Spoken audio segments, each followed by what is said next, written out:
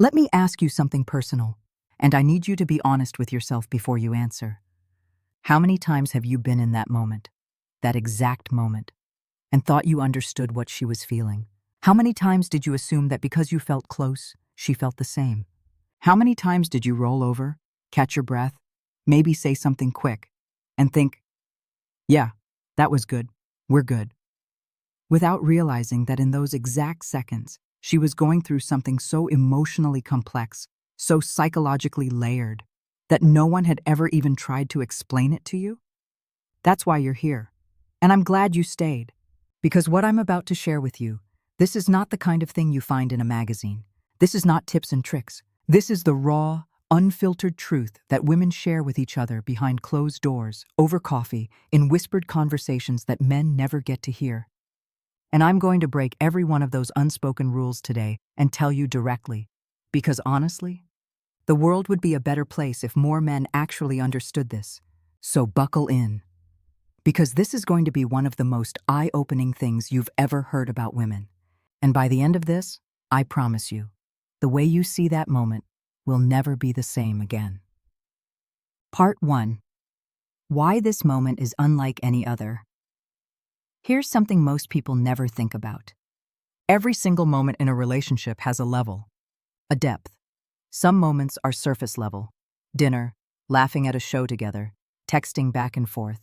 Some moments go a little deeper. A vulnerable conversation at 2 a.m., a fight where real feelings come out, a moment where someone shows up unexpectedly. And then there are the moments that go so deep they leave a permanent mark.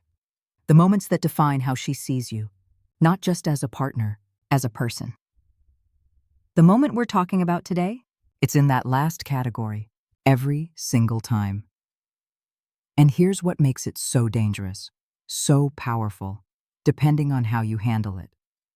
She doesn't get to choose how deeply it affects her. Her body makes that choice. Her nervous system makes that choice. Her emotional brain, the part that doesn't listen to logic, makes that choice in real time while you're still right there next to her. And you, without saying a word, without even moving, are either building something unshakable inside her, or you are quietly, slowly, without even knowing it, dismantling something she was just starting to trust. That's the weight of this moment. That's why it matters. And that's why I'm not going to rush through it. There are 6 things she feels. 6 distinct emotional and psychological experiences that happen in a sequence, like dominoes, one leading directly into the next. And they all happen in a matter of minutes, some in seconds. Miss one of them, and you affect everything that comes after. Get them right, and you become someone she holds on to. Not just physically, but emotionally, in a way that's almost impossible to explain and even harder to walk away from. Let's start from the very beginning. Part 2. The flood. When her walls come down without warning. I want you to imagine something.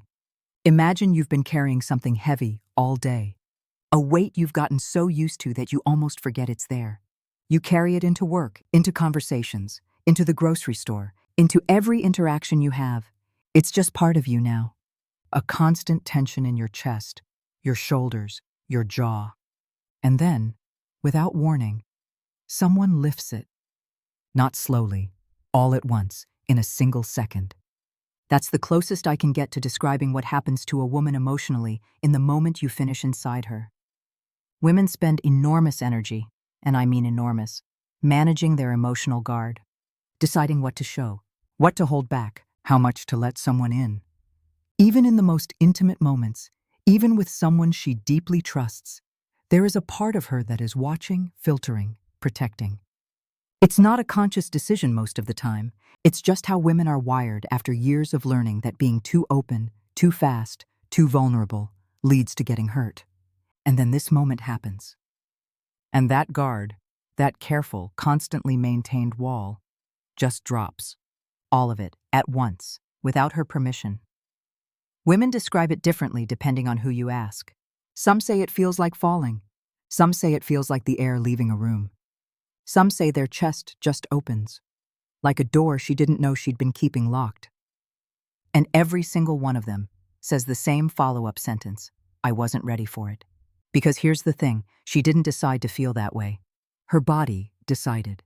and her mind is now scrambling to catch up, standing in the middle of this sudden emotional openness going, wait, when did this happen? When did I get this exposed? And the thought that hits her, right in the center of that feeling? It's this. He chose me. For this. Right now. He chose me. It sounds simple.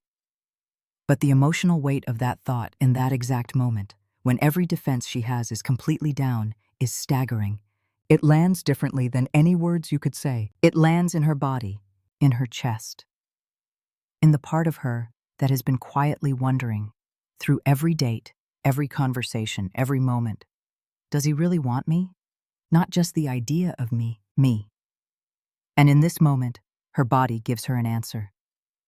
Yes, he chose you. Now here's what most men do at exactly this point. Are you ready for this? Because this is the mistake that turns something sacred into something she ends up feeling sad about later. He closes his eyes, he exhales, he mentally checks out. His body is still there, but his attention is completely gone. Already somewhere else, somewhere comfortable, somewhere that has nothing to do with her.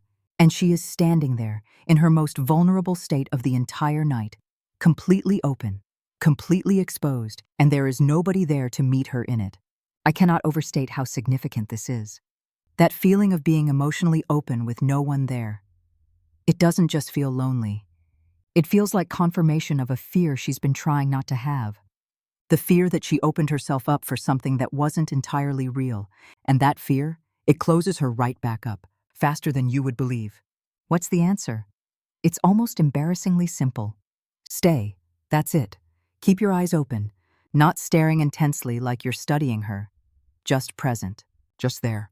Let her see that you're still in the room with her, not just physically, but actually with her. You don't have to say anything profound. You don't have to perform. Just let her see your face and know that you haven't gone anywhere.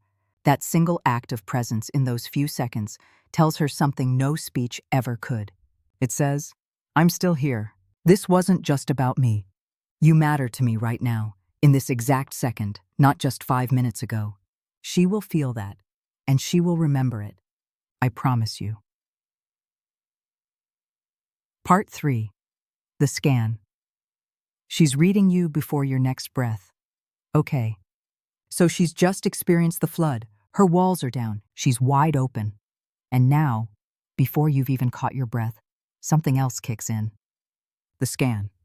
And this one is so fast, so instinctive, that most women don't even fully realize they're doing it until later, when they're lying awake at night replaying the moment and going, oh, that's what that was.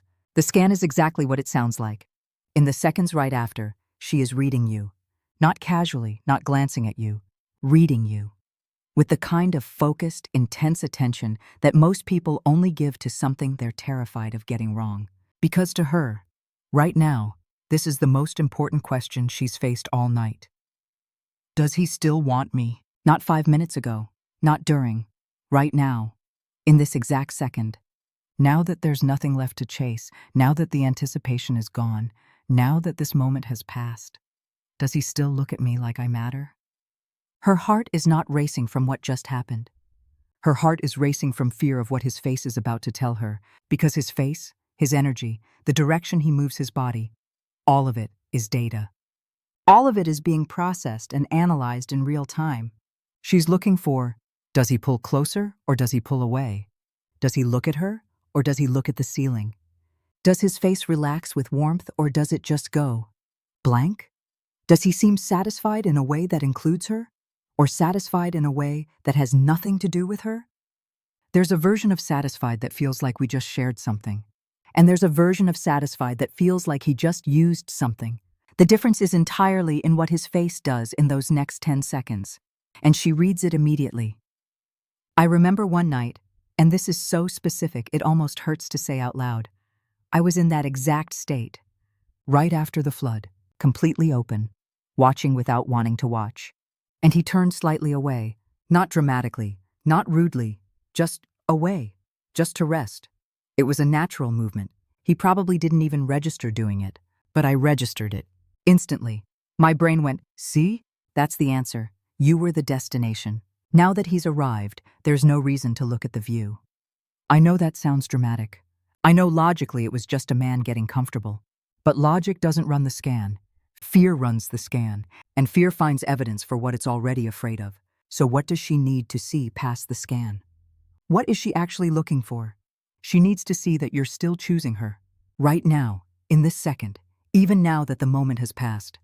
She needs to see that your eyes go to her, not your phone, not the ceiling, not the wall, her. That your body moves toward her, not away. That your face looks at her with something warm. It doesn't need to be intense or romantic or perfectly composed, just warm, just present, just there. One look, that's all. One real look that says, I see you. I'm still here. I still want to be here. And the scan comes back with the answer she was desperately hoping for. He's still here. He didn't disappear. She matters. And when that answer comes back positive, something in her actually relaxes. The kind of deep, full-body relaxation that women rarely get to experience, because it's the kind that only happens when you stop bracing for something to go wrong. Don't take that from her by looking at your phone. Part 4. The spike. The fear that lives inside the pleasure. This is the one that confuses women the most, because it doesn't make sense. It goes against everything the moment should feel like. But it happens anyway, almost every single time. And it's the thing women talk about most privately, because they feel almost ashamed of it. Right behind the pleasure, sometimes simultaneous with it, comes the spike. A sudden, sharp, breathtaking rush of fear. Not vague anxiety, not a general unease. Specific, targeted, almost logical-sounding fear. Her mind jumps forward in time, not to tomorrow, not even to tonight, to a future version of you. A version where this moment was the peak, where this was the best it's going to get, where something in you shifts after this and starts to pull away, slowly, in ways that are hard to name, but impossible not to feel. Her mind creates this story, fully formed, detailed, while you're still right there, while she can literally feel your warmth, while nothing has gone wrong, while everything is, technically, fine. And her chest tightens, her breathing changes. She might even feel her eyes get warm. Not because of something you did, but because of something she's afraid you might do. Women talk about this over brunch. I've had this exact conversation more times than I can count. Everything was perfect, and then suddenly I got terrified that it was too perfect. That's the spike. That's what it does. It takes the most beautiful moment and whispers, what if this is where it starts to end? I remember feeling it so clearly once that I almost laughed at myself. He was right there, still warm, still close. And my mind had already written a story where 3 weeks later, I was watching him become distant and wondering where I went wrong. I almost cried. Not because anything bad had happened, but because I was grieving something that hadn't even happened and might never happen. That's how powerful the spike is. It doesn't need evidence. It doesn't need logic. It just needs love and fear and a nervous system that's been trained by past hurt to always look for the exit sign before someone else finds it first. And here's what women need in that exact moment. And most men have no idea. They don't need words. They don't need reassurance in the form of a speech. They need one thing: proximity. Pull her closer. That's it. Move toward her. Let your arm find her. Let her feel that you're still choosing to be close, even though you have every reason to just stretch out and relax. That single physical choice, moving toward her instead of away, interrupts the spike so completely that it almost disappears, because her body cannot simultaneously feel. He's pulling away, and he's literally pulling me closer. Those two things cannot exist at the same time, and you get to choose which one is real. Choose closer, every time. It costs you nothing, and it gives her everything. Part 5. The claim. When her body decides before her mind does, now we're getting into the really deep water.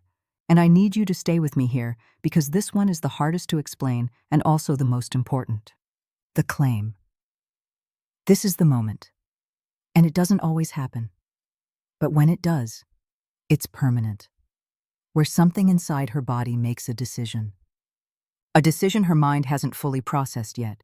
A decision that once made almost cannot be unmade. She feels chosen, not in a casual way, Not in a he picked me to spend time with tonight way. In a deep, ancient, almost cellular way. Like something in her DNA just quietly registered. This one. Him. Mine. I know how that sounds. I know how intense it is. But every woman I have ever had this conversation with describes it almost exactly the same way. Something shifted. Something settled. Not a thought. A knowing. The kind of knowing that lives in your gut and your chest and somewhere behind your ribs that doesn't have a name. Her body reads that moment as being trusted with something that cannot be taken back. You let go with her. Inside her, and her nervous system translates that, not into words, but into a feeling of, he trusts me with something he cannot undo. And that means something. It is not possessive. It is not controlling. It is something much older than either of those things. It's the feeling of belonging, not to someone, but with someone. The feeling that maybe, just maybe, this is where she fits. This is her place. And it changes how she sees you, sometimes slowly, sometimes immediately, but always completely. Now here's what men almost always do in this moment. They say something generic, something that disconnects from it rather than deepening it. That was amazing. You're incredible. Wow. All perfectly fine things to say on their own, but in this moment they miss it entirely. They reference the act instead of her. They comment on the experience instead of the person. What she needs to hear in the moment the claim hits her is startlingly simple. Her name. Just her name. Quietly. Softly. Like it's something valuable to you.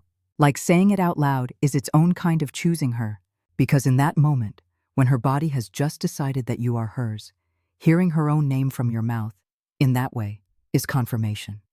It's the universe responding to the question her body just asked. And the answer is yes, he sees you. Specifically you. Not anyone. You. She will remember whether you said her name or whether you said, that was amazing, for the rest of her life. I am not exaggerating. This is one of those details that lodges itself permanently into the emotional memory. And it takes nothing from you to get it right. Say her name. Part 6. The surrender. The moment she stops questioning and starts knowing. We're almost there. And I told you at the beginning it would be worth staying for, so here it is. The surrender. This is the pinnacle. The moment that not every woman gets to experience with every person she's ever been with. And the reason why, when she does experience it, she never fully gets over it. This is the moment where the overthinking stops, where the self-protection drops, where that quiet voice in the back of her head, the one that's always asking, but is he real? But does he actually care? But what happens when the newness wears off? Just goes silent. Not because she decided to silence it, not because she talked herself into trust, but because something happened in this moment, in the way he was present, in the way he stayed, in the way he said her name, in the way he moved toward her instead of away. That answered every question she didn't even know she was still carrying. The surrender is when she stops choosing him consciously and starts knowing him instinctively. When it stops being a decision and starts being a certainty. And I have to tell you something personal here, something I almost didn't include because it's so specific to me. But without it, this whole explanation is just theory. There was a night. I won't tell you every detail, but you'll understand. Where everything came together exactly right. It wasn't a perfect night. There were awkward moments. There were things that didn't go smoothly. But in that moment, after everything we've been talking about today, I felt it. I felt the surrender happen, and I wasn't expecting it. I didn't plan for it. It just arrived. Like an answer to a question I'd been asking for months without realizing I was asking it. Every doubt I'd been carrying about whether this was real, whether this was going to last, whether I was reading things wrong, it all just went quiet. My eyes filled. Not from sadness, not even from happiness exactly. From certainty. The kind of certainty that doesn't need explaining because it lives below the level of language. And I turned my face away because I didn't want him to see what was happening to me. But my body had already made its choice. Him. This one. Yes. I have never been able to fully walk that back. And I wouldn't want to. That is the surrender. And you cannot manufacture it. You cannot perform your way into creating it for her. What you can do, the only thing you can do, is stop doing the things that prevent it from happening. Stop checking out. Stop performing. Stop disappearing the second the moment passes. Stop treating her feelings as a problem to solve or an emotion to manage. Just be present, fully, quietly, actually present. And if the surrender is going to happen, it will find its own moment. You just have to not be in the way of it. Part 7. The checkout. The one mistake that erases everything now. I need to tell you the thing that's hardest to hear. Because everything I just described, the flood, the scan, the spike, the claim, the surrender, all of it, every single layer of emotional depth and connection that she's just experienced, can be completely destroyed in 1 second. 1 second. It's called the checkout, and it's not dramatic. That's what makes it so devastating. It doesn't look like a betrayal. It doesn't feel like one to you. It feels like just relaxing, just exhaling, just letting the moment end naturally. But to her, who is still deep inside everything we just talked about, it feels like a door slamming. I'll give you the exact example that still sits in my chest when I think about it. Everything was right. I was already in the flood. I was passing the scan. My body was moving toward that place of claim and surrender. I was right there, right on the edge of the most connected I'd felt with anyone in years. And then the moment ended for him. He took one long breath, and he rolled onto his back, and he said, with zero malice, zero bad intention, I genuinely believe he was just being real. That was great, babe. That was great, like a meal he enjoyed, like a movie that was pretty solid. That was great. Something inside me just switched off. Not dramatically, not loudly. It wasn't anger. It was something much emptier than anger. Like a light that had been on, just going out. Because in that moment, in the exact moment I was most open, most vulnerable, most ready to trust him with something I didn't even fully understand yet, he was already done. His experience had concluded. The chapter had closed. And I was still standing in the middle of mine, looking around, wondering how I got here alone. He didn't do anything wrong in any big, obvious way. He just disappeared. His body stayed. But he left. And her body, which had been preparing to extend him the deepest trust she was capable of, reversed that decision almost instantly. That's what the checkout does. It doesn't just end the moment, it recontextualizes everything that came before it. Suddenly the whole night looks a little different, a little less real, a little more like she projected meaning onto something that was, for him, just physical. And that feeling? It doesn't go away fast. It sits, sometimes for days, and it becomes the lens she looks through the next time he reaches for her. So what's the alternative? What do you actually do? Stay. Literally just stay present for a little longer than your body wants to. That's the whole thing. You don't have to make a speech. You don't have to compose poetry. You don't have to do anything that feels awkward or forced. You just have to not leave. Keep your attention on her for another minute, another 30 seconds even. Let the moment finish for her too, not just for you. Because the difference between a man she enjoyed and a man she cannot stop thinking about is not how good the experience was. It's whether he was still there when the experience ended. Part 8. The silence. What most men get completely wrong, there's one final thing I need to talk about before we close this out, and it connects everything together. The silence. The silence that comes after, when it's all said and done, when both of you are just there, is not empty. It is full. It is the fullest silence you will ever sit in, and what you do with it determines everything that comes next. Most men, when the silence comes, feel a compulsion to fill it, to say something, to break it, to lighten the mood, to move on to the next thing. What are we doing later? Are you hungry? I'm going to grab some water. And they do this not from callousness, but from discomfort. Silence feels like something that needs to be managed, resolved, moved past. But for her, that silence is the connection. That is not the pause before the closeness. That silence is the closeness. That is where the claim and the surrender live. That is where she processes everything her body just went through. That is where she comes to terms with how deeply she's let you in. And interrupting it, however innocently, however naturally, is like shaking someone awake from the most important dream of their life. If she goes quiet after, she is not upset. I need you to hear that clearly. If she becomes still, if she doesn't say much, if she's just there, she is not withdrawing from you. She is going deeper with you. She is processing something more significant than small talk can touch. The right move is simple. Pull her closer, not tighter, closer. Let her know through touch, not words, that you're still there, that the silence doesn't make you nervous, that you're not trying to escape it. And if you can manage to actually be comfortable in that silence, to let it breathe without trying to fix it, she will feel something she rarely gets to feel with anyone, fully held, without anything being required of her. And that feeling becomes the foundation of everything she feels about you going forward. Closing, what she actually needs you to know. So let's bring this all the way back. Let's look at what we covered today, not as a list of techniques or rules or things to memorize, but as a window into a world that was always happening right next to you, that nobody ever explained, that she's been hoping someone would tell you for as long as she's known you. The flood, when her walls come down without warning and she's completely open and needs you to still be there. The scan, when she reads your face to answer the only question that matters in that moment. Does he still see me?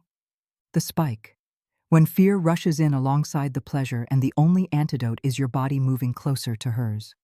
The claim, when her body makes a decision her mind hasn't caught up to yet, and your job is to honor that with something as simple as her name.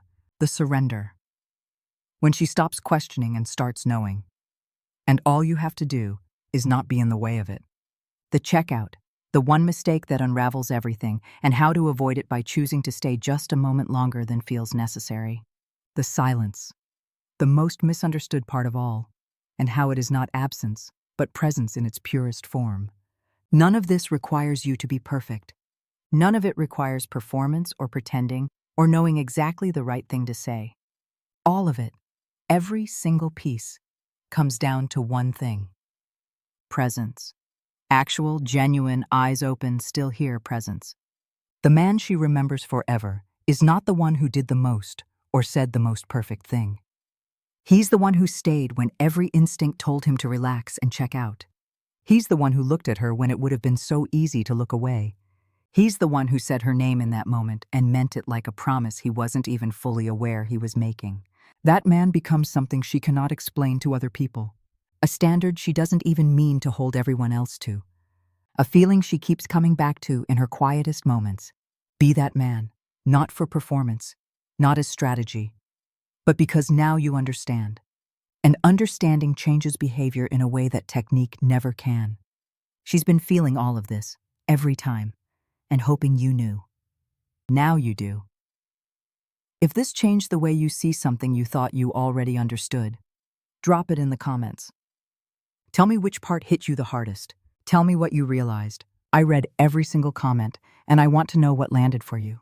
And if you've made it this far, subscribe. Because this is the most honest content you're going to find on this topic. And I am just getting started with what I'm willing to share. Stay present. It changes everything.